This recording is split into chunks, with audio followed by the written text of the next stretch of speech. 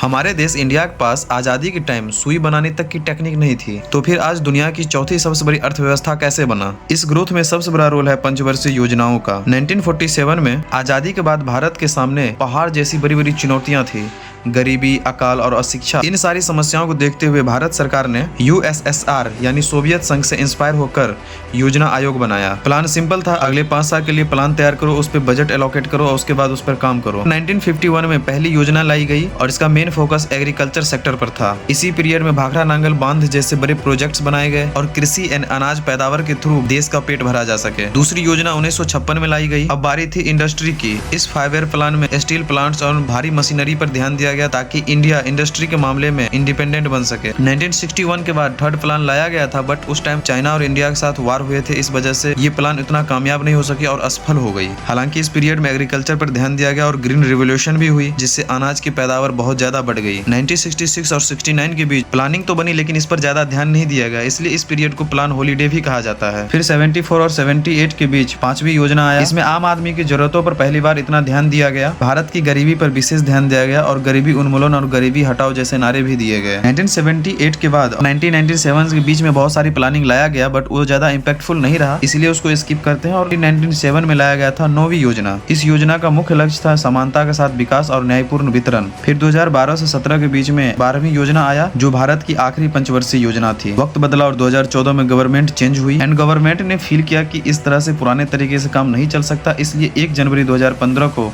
योजना आयोग की जगह नीति आयोग को लाया गया। अब हम 5 साल के फिक्स प्लान के बजाय vision documents and action agenda पर काम करते हैं, जो आज के समय के हिसाब से ज्यादा लचीले हैं। भले ही ये 5 साल वाली योजनाएं बंद हो गई, लेकिन एम्स, IIT सारी सिंचाई परियोजना इसी की देन है। ये योजनाएं भारत की तरक्की की वो सीढ़ियां हैं जिन पर चढ़कर आज हम यहाँ तक पहुँचे हैं।